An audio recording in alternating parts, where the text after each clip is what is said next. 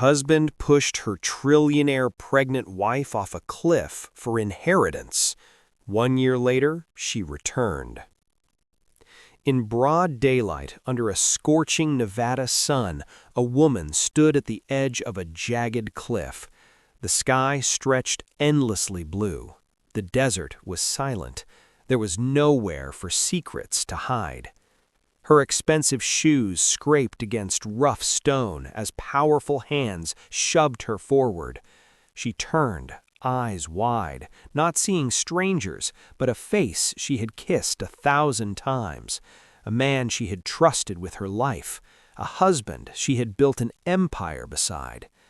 "Please," she whispered, her voice lost in the vast emptiness. Then came the push. Her body fell through blinding sunlight, not darkness. A diamond ring slipped from her finger, catching the light as it spun, then disappeared into the canyon below. Above the cliff, no one screamed, no one reached out. He believed the daylight would hide what he had done. He was wrong. Before we begin this story, tell us in the comments where you're watching from and your local time. And if stories of survival, betrayal, and justice move you, subscribe to the channel and stay with us. Elena Petrova was not born into wealth. Her story did not begin in boardrooms or behind executive desks. It began decades earlier in a cramped apartment in Brooklyn, where winter cold seeped through cracked windows and meals were planned around whatever was on sale. She was the oldest daughter of Russian immigrants who worked 3 jobs between them and still struggled to pay rent. Her father drove a taxi. Her mother cleaned offices at night. By the time Elena was 23, both parents had passed. Her father from a heart attack behind the wheel, her mother from exhaustion disguised as pneumonia. People often forgot that part of her story. By the time the world knew her name, Elena Petrova had become one of America's most powerful women, founder and CEO of Petrova Global Enterprises, a massive empire spanning technology patents, real estate development, pharmaceutical investments, and international supply chains. Governments consulted her, banks listened when she spoke, young women quoted her interviews on social media. To the public, she was brilliance and determination, a woman who never backed down. But inside the walls of her Malibu estate overlooking the Pacific, Elena was simply a wife, and soon a mother. She woke before dawn every day, even after becoming a billionaire. Old habits from poverty never truly leave you. She walked the grounds herself, greeting the gardeners by name. She insisted on cooking breakfast with her husband whenever possible, no matter how packed her schedule was. And when she discovered she was pregnant at 42, after years of trying, she cried tears of joy in the bathroom alone, clutching the test like it was made of gold. Her husband, Marcus Hale, had been by her side for 8 years. Tall, charming, effortlessly persuasive. He came from old money, the kind that whispered rather than shouted. Yale-educated, connected, polished. He had swept her off her feet at a charity gala with smooth words and a smile that made her feel seen. Elena believed she had finally found partnership, someone who valued her mind as much as her success. She was wrong.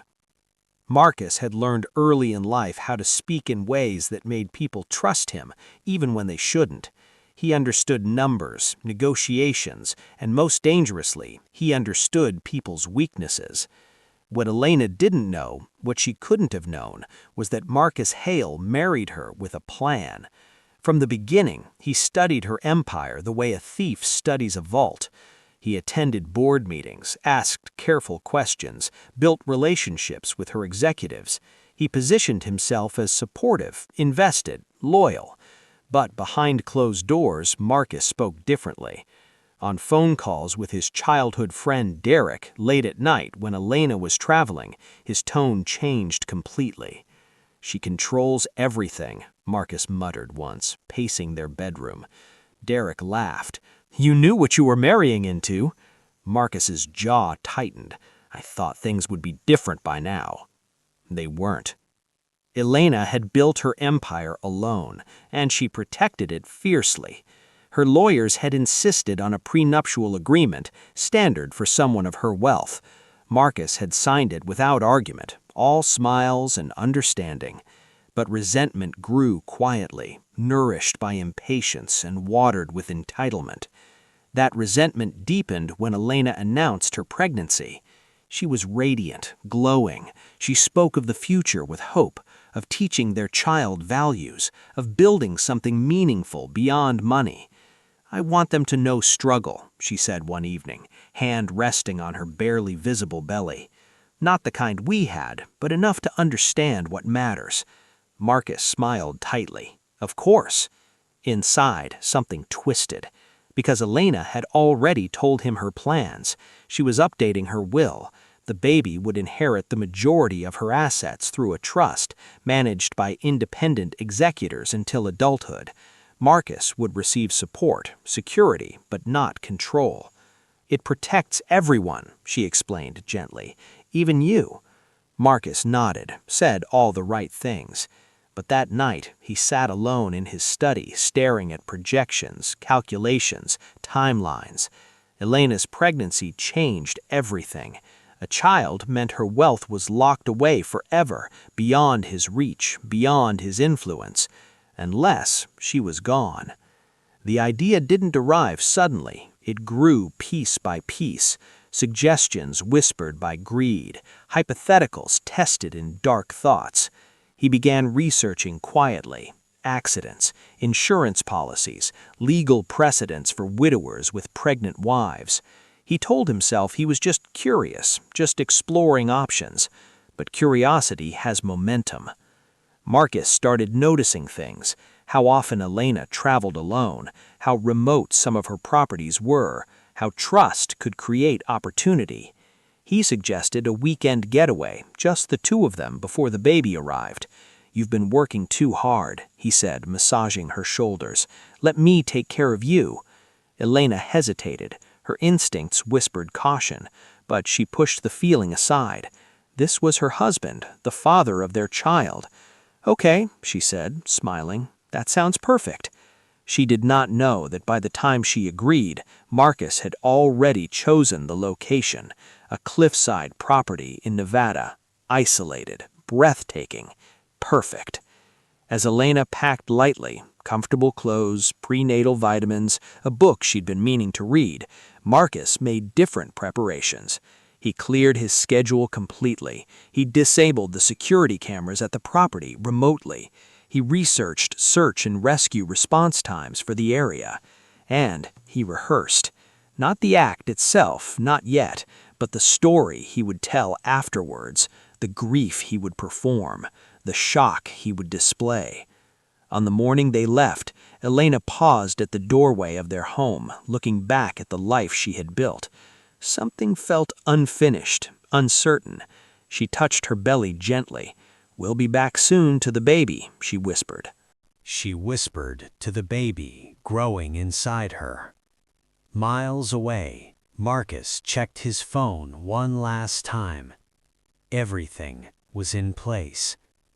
He had forgotten only one thing: that daylight hides nothing forever, and that some people refuse to disappear, even when pushed. If gratitude could rot, it had long begun to decay inside Marcus Hale's heart. From the outside, he looked like the perfect husband, attentive, successful in his own right, supportive. But inside the Malibu estate, far from cameras and business partners, something darker had taken root. Something fed by impatience and a belief that he deserved more. Marcus believed the world owed him control simply because he was intelligent. He walked through life with the confidence of a man who had never truly struggled, and when obstacles appeared, he learned to see them as temporary inconveniences. In private meetings with Elena's executives, Marcus interrupted with suggestions that revealed how little he understood the delicate networks she had spent decades building.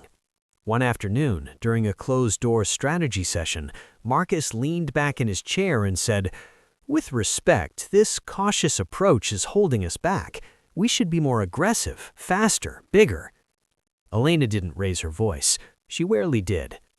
"Speed without strategy destroys more than it builds," she replied calmly. Marcus smiled, but it was thin, controlled, the kind of smile that hid resentment. His friend Derek, on the other hand, was quieter. He observed everything. He'd known Marcus since prep school, had watched him marry Elena, had seen the frustration build. "She doesn't trust you," Derek said one evening as they sat by Marcus's pool, city lights reflecting off the water. "That's what this is really about." Marcus scoffed. "She doesn't need to trust me. She just needs to step aside." Derek raised an eyebrow. And how exactly would that happen?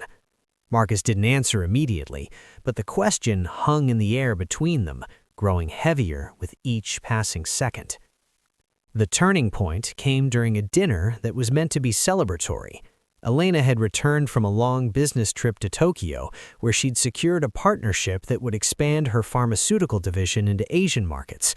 She spoke softly that night, sharing stories of meetings, of translators, of late-night negotiations.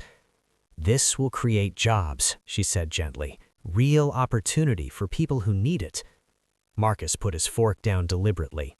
"Opportunity for whom?" he asked.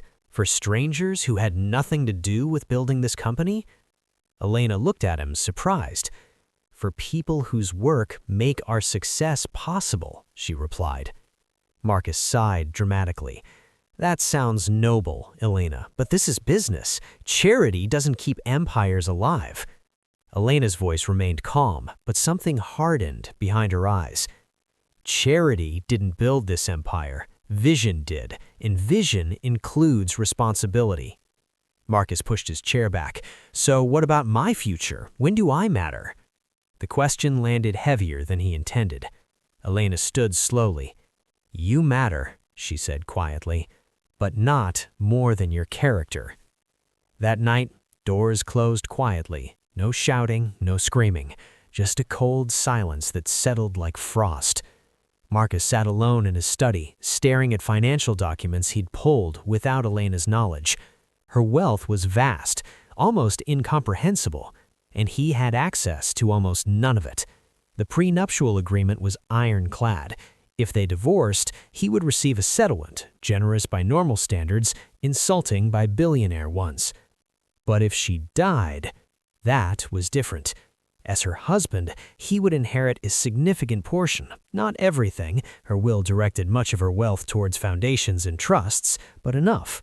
Enough to matter. Enough to live the life he believed he deserved. And with her pregnant, the stakes had shifted. A child meant her fortune would be locked away in trusts he could never touch. The baby became an obstacle, not a joy, but a complication. Marcus opened his laptop and began searching. He told himself he was just researching, just understanding his options. But search history tells its own story. Accidental death insurance policy payout, prenup versus inheritance law, remote property accident statistics. How long does search and rescue take in desert? Each search led to another. Each answer fed the next question. Derek noticed the change. When Marcus called him late one night, his voice had taken on a new edge. "What if she wasn't in the picture?" Marcus asked quietly. Derek went silent. "What are you saying?" "I'm saying she's holding everything hostage. The company, the money, even our future, and that will never change while she's alive." The conversation ended there, but permission had been granted. Not spoken, but implied. Permission to think the unthinkable. Over the following weeks, Marcus began planning in earnest. He studied Elena's schedule, noting when she traveled alone, when security was light, when she was most vulnerable. He researched isolated locations, places far from witnesses, far from immediate help. He practiced conversations in mirrors, testing how grief would sound, how shock would look on his face. And he chose the perfect place, a cliffside property Elena owned in Nevada. Remote, beautiful, in 3 hours from the nearest hospital.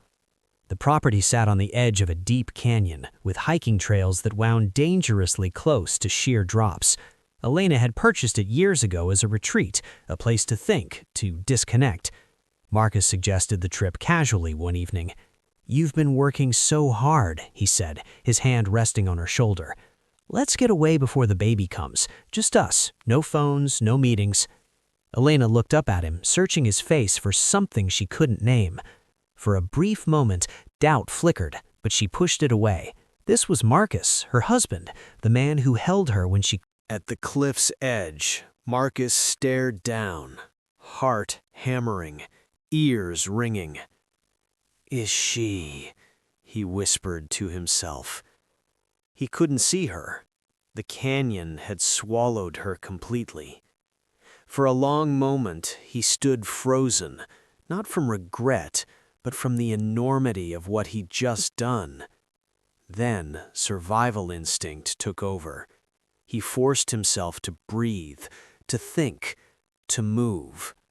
Marcus walked back from the edge carefully, rehearsing his story with every step. "She slipped. She got too close. I tried to grab her. It happened so fast." He returned to the house, waited exactly 20 minutes, long enough to seem like shock, not long enough to raise suspicion. Then he called 911, his voice shaking perfectly. "My wife, she fell. Oh, God, please, you have to send someone." Below, unseen by him, Elena's fingers twitched weakly against stone. Pain pulsed through her in waves so intense she couldn't scream.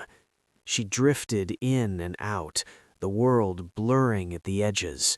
Voices echoed faintly, memories or hallucinations she couldn't tell. Her mother's voice, her father's laugh, the sound of rain on Brooklyn windows. And deeper, quieter, a heartbeat that wasn't her own. The baby. Elena's hand moved instinctively to her stomach. Still there, still alive. She didn't know how long she lay there. Minutes, hours, time had lost all meaning. What she didn't know was that the canyon, despite its cruelty, had offered something unexpected. Her fall had been broken by a series of ledges, each slowing her descent just enough. She had landed on a sloped outcropping 15 feet below the point Marcus believed was the bottom. Broken, bleeding, barely conscious, but alive. And somewhere not far away, different footsteps would soon approach.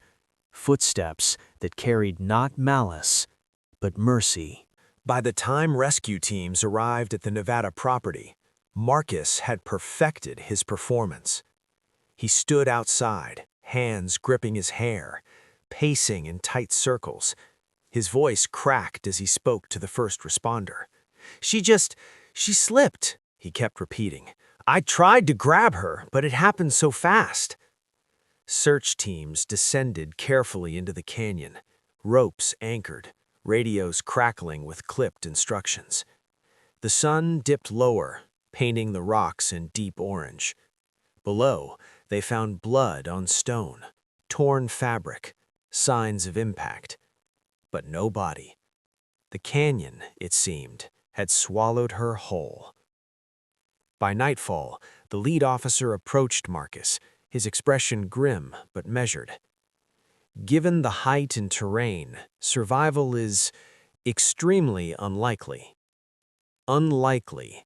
That word spread faster than truth ever does. By the next morning, news outlets had formed their conclusions.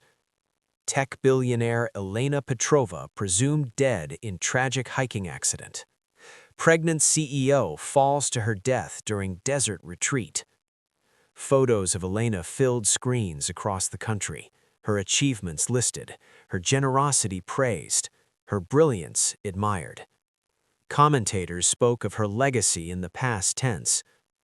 At the Malibu estate, preparations began immediately.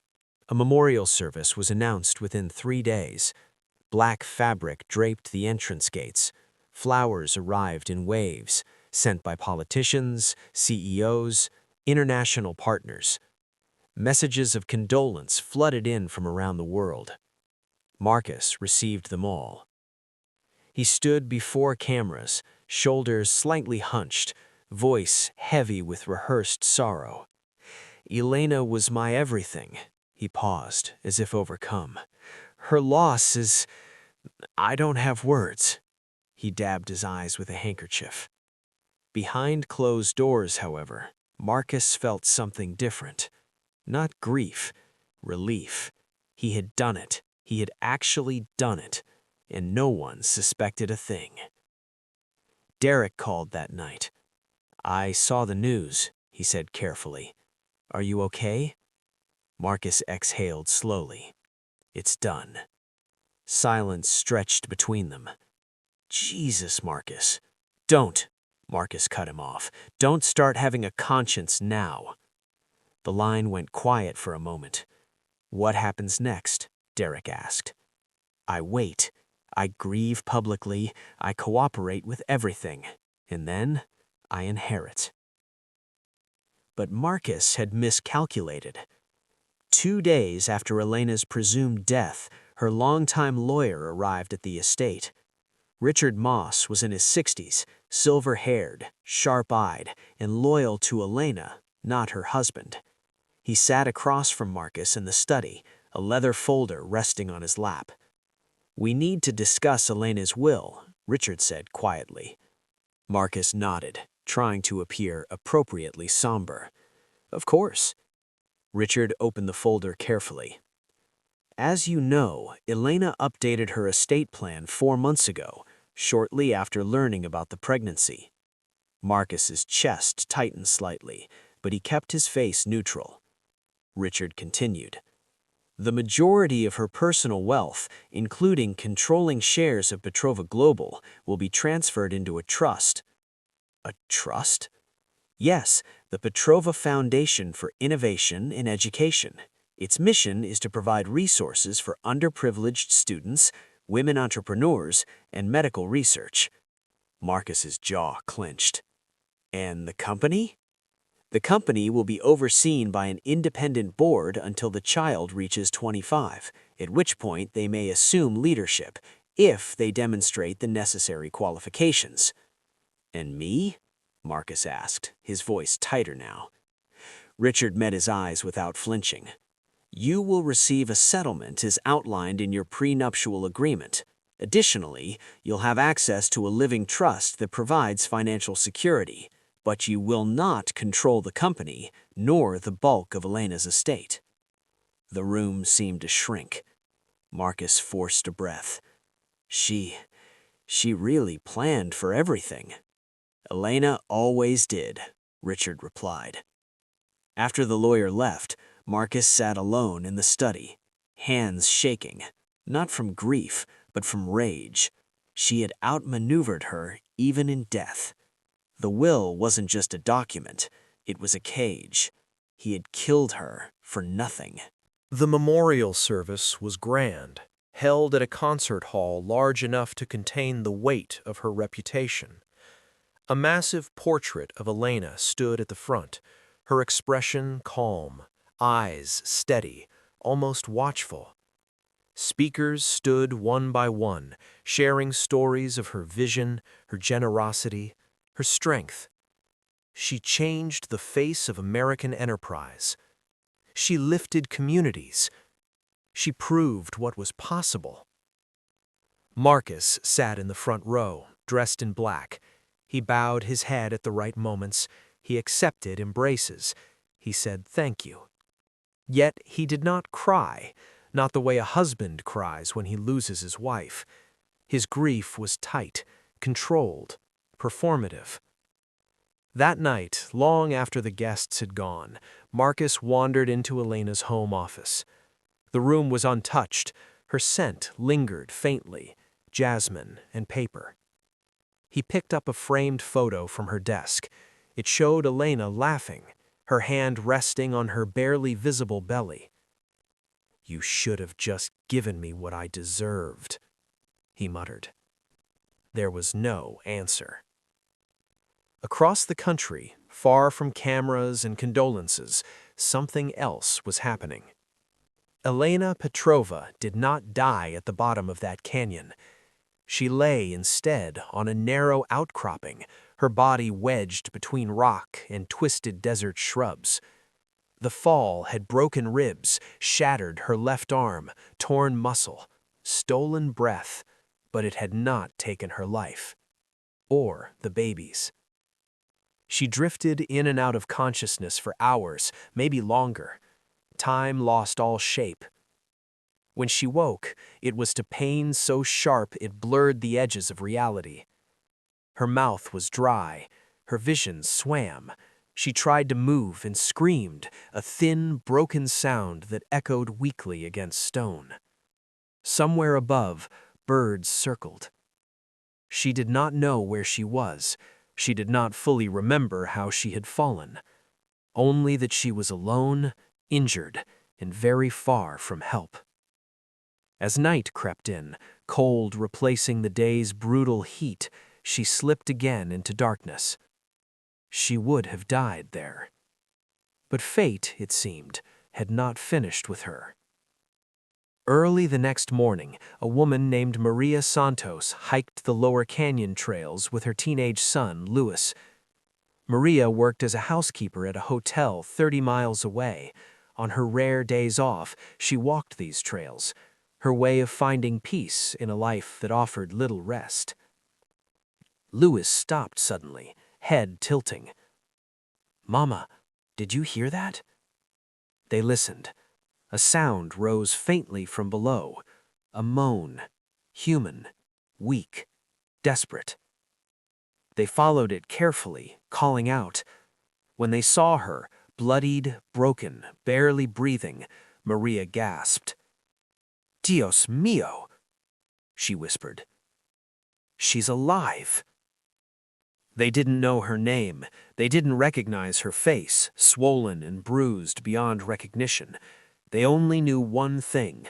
They couldn't leave her there. Maria called 911 while Louis carefully climbed down, talking softly to the unconscious woman. "You're not alone," he said, even though she couldn't hear him. "Help is coming." But the nearest hospital was hours away, and the rescue helicopter was grounded due to mechanical issues. Maria made a decision. "We carry her," she said. Louis stared at her. "Mama, we can't." "We can," Maria said firmly. "And we will." Together, with agonizing slowness, they lifted Elena's broken body and began the careful journey back up the trail. Every step was pain, every breath was effort. But Maria Santos had spent her entire life carrying weight she wasn't supposed to bear. This was just one more burden. And this time, it was worth it. As the world mourned a woman it believed was gone forever, Elena Petrova was being carried slowly, painfully toward a future none of them had imagined. Above ground, her husband began planning a life without her. Below, she breathed. And inside her, against all odds, a tiny heartbeat continued. Steady, stubborn, alive. When Elena opened her eyes again, the world no longer felt like stone and sky. It smelled of soup and disinfectant. The light was softer, filtered through thin curtains over a small window. Pain still lived in her body, deep, relentless, but it no longer came in waves violent enough to steal consciousness. She tried to move. Sharp agony flared through her ribs, and she gasped. "Easy," a woman's voice said quickly in accented English. "Please, don't move yet." Elena turned her head slowly. The room was tiny, peeling paint, a narrow bed, a single chair. Beside her sat a woman in worn clothing, her face lined by years of work and worry. A teenage boy stood near the doorway, clutching a water bottle, eyes wide with concern. "Where am I?" Elena whispered. The words scraped her throat like gravel. "You are safe," Maria replied gently. "My name is Maria. This is my son, Louis. We found you in the canyon." The canyon. Fragments stirred in Elena's mind. Sunlight, a voice, the ground disappearing beneath her feet. Her chest tightened, but the memory refused to settle into something clear. She closed her eyes, dizzy. "You fell," Maria continued softly. "Your body was very broken. We carried you as far as we could. The ambulance met us on the road. They brought you to the hospital, but—" Maria hesitated. "But what?" Elena asked weakly. "But you had no identification, no phone. The hospital treated your injuries, but they could not keep you without payment or insurance information. So Maria looked down. "I brought you to my home." Elena stared at her. "Why?" Maria met her eyes. "Because leaving you would have been wrong." Days passed in a slow, painful blur.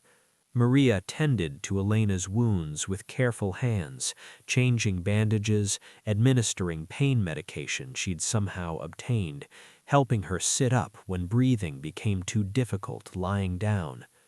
Louis brought water, fetched supplies, and watched over her when his mother worked her shifts at the hotel.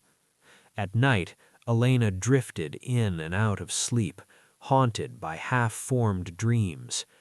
A man's voice, hands pushing, the sensation of falling endlessly. She woke each time with her heart racing, tears soaking the pillow beneath her head.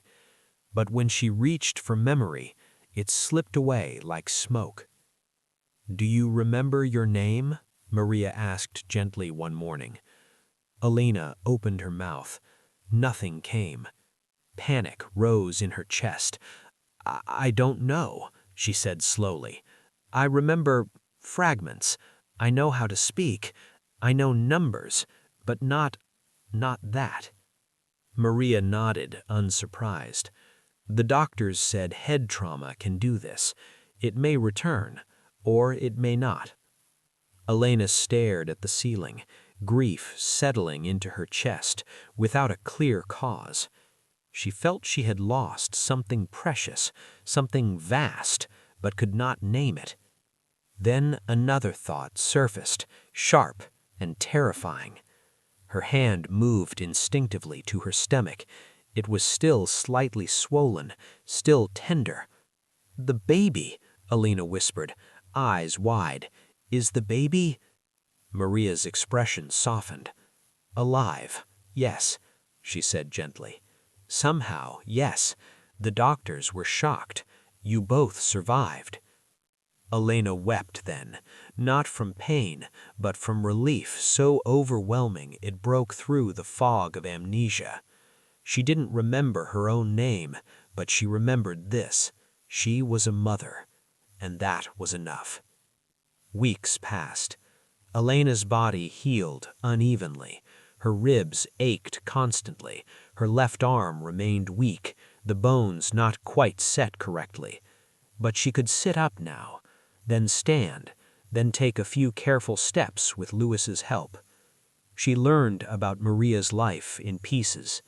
A widow, her husband killed 3 years ago in a construction accident that the company called unavoidable. She survived by cleaning hotel rooms, earning barely enough to feed herself and Louis.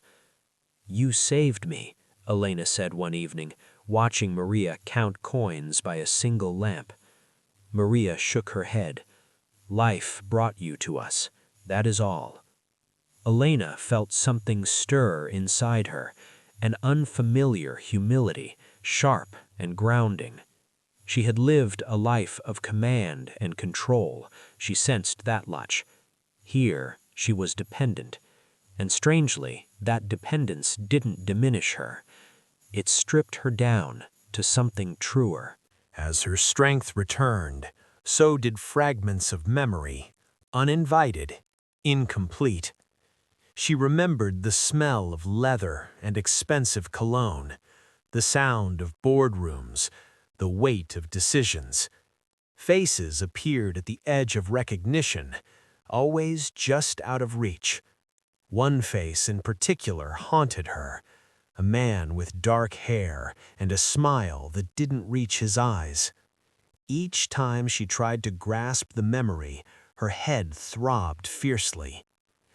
One afternoon, while Louise slept outside in the shade, Maria spoke quietly. "People came asking," she said. Elena's heart skipped.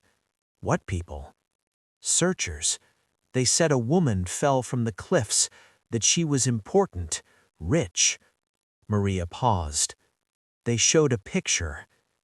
"Did you—" Elena couldn't finish the sentence. "No," Maria replied. "I said we saw nothing." Elena exhaled, relief and unease washing over her in equal measure. "Why?" she asked. Maria looked at her carefully. "Because whoever pushed you off that cliff might still be looking." The word pushed echoed sharply. Elena's breath caught. Her head pulsed. Images surged. Voices raised. Anger. The ground slipping away. She cried out, clutching her temples. Maria was at her side instantly. "Shh. Don't force it." Elena wept then, not from pain, but from the terror of knowing something terrible had happened and being unable to fully remember it. That night, she lay awake staring into darkness. If she had been pushed, by whom and why? As weeks turned into months, Elena began to help around Maria's small home. She cleaned, she cooked simple meals. She sat with other women in the neighborhood, listening to stories of hardship spoken without bitterness. Their strength humbled her. She had no jewelry, no phone, no identity. For the first time in her life, no one expected anything from her. And in that quiet anonymity, something healed that had long been bruised. One afternoon, while sorting dried beans, she overheard a radio broadcast crackling in the background. A familiar name floated through the static.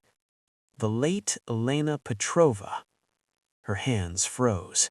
She turned slowly toward the radio. The announcer spoke of a foundation bearing her name, of a legacy, of a woman remembered as a visionary. Her heart pounded violently. That's me," she whispered. The room tilted. Memory slammed back into place, not gently, but like a door thrown open in a storm. The mansion, the company, the pregnancy, Marcus. Marcus. His face crystallized in her mind, his smile, his hands on her shoulders. The push. Elena collapsed to the floor, sobbing. Maria knelt beside her, holding her as the truth poured out in broken fragments. When Elena finally lifted her head, her eyes were different, clearer, sharper. "My husband tried to kill me," she said quietly. Maria said nothing. She didn't need to. In the days that followed, Elena thought deeply. Rage rose, but it did not take control. She had survived something meant to end her and her child. Survival, she realized, was not permission for revenge. It was an opportunity for reckoning. She made a decision. She would not return as the woman she had been. She would return as the woman Marcus had never known. With Maria's help, she contacted a legal aid office using a borrowed phone, carefully, anonymously. She asked questions. She listened. She learned how much had changed in her absence. and she waited. 1 year after the world buried Elena Petrova, she stood at the edge of a different life. No longer broken, no longer lost. Her belly was round now, the baby moving inside her, strong, defiant, alive. She was alive, and she was ready. The world had moved on without her. That was the first truth Elena learned as weeks turned into months after her memory returned. News reports spoke of her in the past tense. Awards were accepted in her name by others. Her foundation had been launched with ceremony, speeches she never gave, promises she never made. Her face appeared on billboards honoring a legacy she was not allowed to claim. She watched it all from a distance. Elena did not rush back. She did not call the police. She did not appear at the gates of her mansion demanding answers. The woman who had survived the canyon understood something her old self had not. Truth without timing is wasted. Justice without preparation becomes noise. So she waited. She stayed with Maria and Luis, slowly rebuilding her body and her strategy. The limp in her leg faded to a dull reminder. The pain in her ribs softened. Her belly grew. What remained was the ache in her chest, the realization that her husband chose money over her life, over their child's life. At night, she replayed the fall in her mind, the words, the look in Marcus's eyes, the silence after. Each memory sharpened with time, not into rage, but into clarity. "He didn't just push me," she said once to Maria, staring into a small fire. "He erased me." Maria stirred a pot quietly. "Sometimes," she said, "people erase what reminds them of who they are not." Elena nodded. She began to move carefully, adopting a new name, Sophia Reyes, and traveling modestly. She worked with small community organizations, offering advice without revealing its source. She helped women organize savings groups. She listened to workers speak of unfair wages and unsafe conditions, problems she had tried to solve years ago with money and policy. Now she solved them with patience and strategy. No one knew who she truly was, and for the first time in decades, that felt like freedom. In the city, Marcus struggled. Without Elena's steady hand, Petrova Global Enterprises became unstable. He pushed expansion too fast, taking risky investments that alarmed the board. He made decisions based on ego rather than data. He dismissed experienced executives who questioned him. "Elena would have known what to do," one board member muttered after a particularly disastrous quarterly review. Marcus glared. "Elena would have blocked everything," he snapped, "like she always did." But blocking recklessness was her gift, one Marcus lacked completely. The board began asking questions. Investors whispered. Employees left quietly, taking institutional knowledge with them. The empire Elena had built did not collapse, but it wobbled.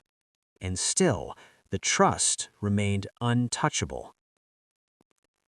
Elena learned all this through careful channels, old allies who still respected her principles, lawyers who spoke in hypotheticals, journalists who mentioned rumors without names. She took notes, she observed patterns. Most importantly, she learned who had stayed honest when she was gone, and who had not.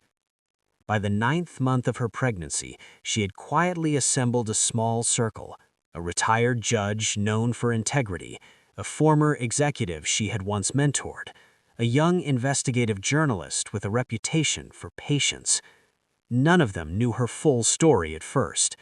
She presented facts slowly, testing trust the way she once taught her executives to do. When she finally told them who she was, disbelief gave way to resolve. "You're saying he attempted murder," the judge said quietly. "I'm saying he pushed me. The law can decide the rest." Evidence gathering began. Not rushed, not reckless. Phone records, financial inconsistencies, the property's disabled security footage, testimony from staff who had noticed Marcus's strange behavior before the trip. A pattern emerged, clearer than any single accusation. Elena remained in the shadows. On the anniversary of her presumed death, the city held a charity gala in her honor. Marcus stood on stage beneath her portrait, speaking of resilience and vision. Applause thundered. Elena watched from a laptop in Maria's small living room, her face hidden beneath a scarf, her pregnant belly pressing against the table. "He looks comfortable," Maria said softly. "Yes," Elena replied. "Too comfortable." That night, she made the final decision. She would return, not as a ghost seeking revenge, but as a living witness demanding truth. But she would do it on her terms. In the final weeks before her reappearance, she set her affairs in order. She ensured Maria and Luis were provided for, quietly, securing a home and education funds through intermediaries. She transferred advisory roles to trusted leaders in the organizations she had helped build. "Why not stay?" Maria asked one evening. "You've done good here." Elena smiled sadly. "Because running doesn't heal," she said. "Facing does." On the morning she left, Elena Louis hugged her tightly. "Will you come back?" he asked. Elena knelt, awkward with her belly, meeting his eyes. "The world is bigger than one place, but you will always be part of mine." As she traveled back toward the city, by bus, by train, by borrowed car, she felt no fear, only steady resolve. The woman who had fallen from the cliff was gone. In her place stood someone tempered by loss, by survival, by the fierce protection of the life growing inside her. She did not crave apologies. She did not seek forgiveness. She sought truth, and truth, she knew, would not be gentle. As the city skyline came into view, Elena removed her scarf and sat up straighter. The sun caught her face, revealing lines that spoke of survival rather than age. Her hand rested on her belly, feeling the baby kick, strong, impatient, ready. 1 year after the world buried her, she stepped back into its light, unannounced, unrecognized, unstoppable. The shadows had taught her everything she needed. Now, it was time. An empire does not collapse the moment its leader disappears. It weakens quietly, the way a body does when the heart no longer keeps rhythm. In the first months after Elena Petrova's presumed death, Petrova Global Enterprises looked stable from the outside. Offices opened on time, contracts were signed, press releases spoke of continuity and confidence. But those who had worked closely with Elena felt the absence immediately. Decisions that once took a single phone call now dragged through endless meetings. Small problems grew into delays. Delays turned into losses, and losses, once hidden, began to surface. Marcus believed boldness would prove his worth. He approved expansions into unfamiliar markets without proper research. He ignored warnings from project managers who spoke of unstable partnerships and unreliable data. "We can't afford hesitation," he told the board. "Momentum is everything." Elena once said the opposite. "Momentum without direction is just speed towards disaster." The board grew uneasy. Elena had been their anchor, the one voice capable of cutting through noise and ego. Without her, meetings became battlegrounds, Marcus's aggression clashing with cautious executives, frustration erupting at the worst moments. Outside the company, the foundation bearing Elena's name flourished. That truth burned. The Petrova Foundation, protected by ironclad legal structure, began funding schools, clinics, and entrepreneurship programs across underserved communities. People spoke of Elena with gratitude and reverence. Her name appeared in headlines tied to hope. Meanwhile, the company associated with her husband struggled under quiet scrutiny. She cared more about strangers than her own husband, Marcus snapped one night, slamming a newspaper onto the table. But the truth was simpler. Elena cared about responsibility, and responsibility could not be inherited. By the 10th month, investors demanded answers. The board called for an external audit. Marcus resisted, citing timing and market perception. Transparency builds confidence, one director insisted. Transparency invites panic, Marcus shot back. The vote passed anyway. As auditors arrived, so did journalists, drawn by whispers of mismanagement. Articles began to appear, careful but probing. Questions surround Petrova Global's direction. Can the empire survive without its founder? Marcus worked overtime to contain the damage, but the truth pushed through his efforts like roots through concrete. Numbers told stories he could not silence forever. At the same time, something else unsettled him. Rumors. A woman was being mentioned in circles he didn't control. A consultant, a strategist, someone advising small organizations with uncanny insight. People spoke of her leadership style with words that felt uncomfortably familiar. She listens first. She asks the right questions. She builds systems, not dependence. Marcus heard the whispers during a business conference. He dismissed them as coincidence until a former executive approached him quietly. "She reminds me of Elena," the man said. Marcus laughed too quickly. "That's impossible." But the words lodged themselves deep. Behind the scenes, Elena observed everything. She attended community meetings under her adopted name. She listened to workers complain about delayed payments from her own company. She spoke with former employees who no longer recognized her but still spoke of her with loyalty. They don't respect leadership anymore. They fear it. Elena took notes. She did not interfere. Not yet. When the audit results leaked, partial but damaging, the board had no choice. Emergency sessions were called. Marcus defended his decisions loudly. He argued for restructuring. He blamed market conditions, global instability, anything but himself. The empire did not fall, but it staggered. Public trust eroded. Stock value dipped. Partners hesitated. And through it all, Elena remained unseen, gathering the final pieces. One evening, Marcus stood alone in his office, city lights flickering below. He stared at his reflection in the glass, adjusting his tie again and again. "This was supposed to be mine," he muttered. Across the city, in a modest apartment, Elena closed a folder filled with evidence, timelines, witness statements, financial records. She looked at the date on the cover. Tomorrow. Her hand rested on her belly. The baby kicked. Strong, insistent. "Soon," she whispered. The event was scheduled at noon, a business ethics forum on corporate governance, attended by board members, investors, journalists. Sophia Reyes was listed as a speaker. Marcus arrived irritated, bracing for another lecture on responsibility. He took his seat near the middle, checking his phone, barely paying attention. When Sophia stepped onto the stage, the room settled. She was visibly pregnant, calm, composed. Something about her presence commanded attention. She spoke plainly about leadership, about trust, about what happens when power mistakes inheritance for entitlement.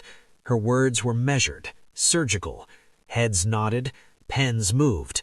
Then she paused. "My name is Elena Petrova," she said clearly. The room inhaled as one. Faces froze. Murmurs surged. Marcus's phone slipped from his hand, clattering to the floor. Color drained from his face. His mouth opened, but no sound came. Elena continued, unflinching. "1 year ago, I was declared dead. I am not." She did not accuse. She did not shout. She presented facts. Dates, records, testimony, each one a stone placed carefully into the foundation of truth. She spoke of survival, of silence, of preparation, and finally, she spoke of choice. "I am not here for revenge," she said. "I am here because leadership demands accountability, especially from those closest to us." The room erupted, not in chaos, but in clarity. Cameras flashed, journalists leaned forward, board members exchanged looks that said, "It's over." Elena looked towards Marcus, not with anger, not with triumph, but with a calm that cut deeper than either. "A new name taught me a new purpose. Now the truth can do its work." Marcus sat frozen. His mind raced, grasping for explanations, for escape routes. But there were none. Security moved not toward Elena, but toward the exits. Authorities had arrived quietly, summoned long before the forum began. They did not grab, they did not shout. They observed, they documented. As the forum adjourned, the hall erupted into urgent motion. Reporters rushed for statements, lawyers whispered into phones, board members clustered together. Elena stepped away from the stage, escorted not by guards, but by those who recognized authority when they saw it. Outside, the sun was high. Life continued. Marcus was questioned. No handcuffs yet, just facts meeting daylight. By evening, the story dominated every channel. Billionaire CEO returns from the dead. Husband faces attempted murder investigation. Elena did not give interviews. She returned to a modest apartment prepared for her, surrounded by files and silence. The city buzzed, but she felt calm. That night, she slept without dreams. The next morning, she visited the foundation offices, not as a symbol, but as a worker. She spoke with staff, reviewed programs, approved expansions rooted in accountability. When asked about Marcus, she answered simply, "The law will do its work." Elena Petrova did not return to reclaim what was taken from her. She returned to decide who she would become after everything was stripped away. And in that choice, she found something inheritance could never buy: freedom. Life does not test us when everything is easy. It tests us when love, power, and fear collide. This story reminds us that trust without boundaries can invite betrayal, and power without character can destroy its own foundation. True strength is not found in revenge, but in the courage to choose truth even when it costs us the people we thought we knew. Elena's journey teaches us that legacy is not what we leave behind, but what we live out every day. Integrity, accountability, compassion guided by wisdom. Forgiveness does not mean forgetting. Injustice does not require cruelty. Sometimes the bravest choice is to walk forward without carrying hatred with us. What would you have done in her place? Would you forgive, walk away, or fight back? Share your thoughts in the comments. We'd love to hear your perspective. And if stories of moral strength, human truth, and hope speak to your heart, don't forget to subscribe and walk this journey with us.